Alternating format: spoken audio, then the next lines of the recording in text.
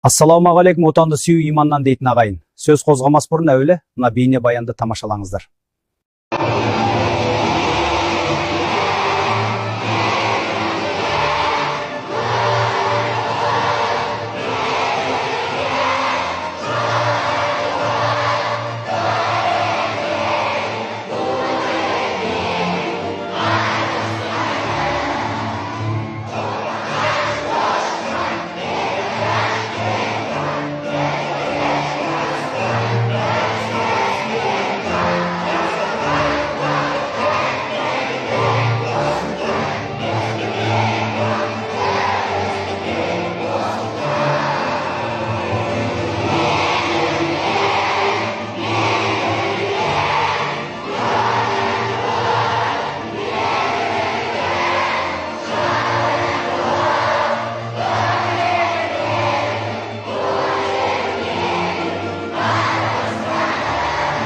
Міржапипше айтсақ, алаш атын аспанға шығарар олар бір таңда, мен жастарға сенемін. Дей тұрғанмен, Міржақып осы өлең жырында имандылық жайлы басып айтатыны жері бар.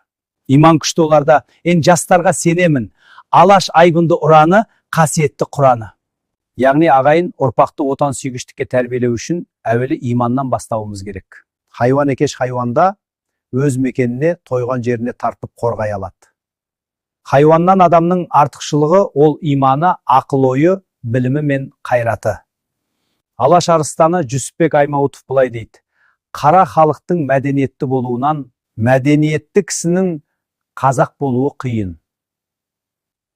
Елі мен жерін сүйетін әрбір қазақ баласына жастайынан ұлт рухын сіңіріп, қазақы өмірге жақындатып тәрбиелеуі қажет.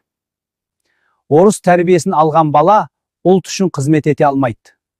Қаймана қазаққа айыдай ақырған шенеунік табу оңай.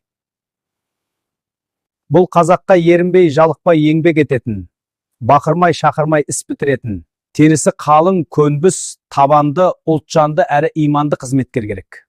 Қазаққа кеудесін соққан, ақша жегіш жылтырауық, сөзі сұлу құрғақ шенеунік керек емес. Сөз соңында айтарым, имамына қарай жамағаты дейді Әзіреті Әли, Алла тағала разы болсын ол кісіге. Адал еңбегімен елді өгіздерге сүйрейтін шенеунікті тағайындау халықтың өз мойнында.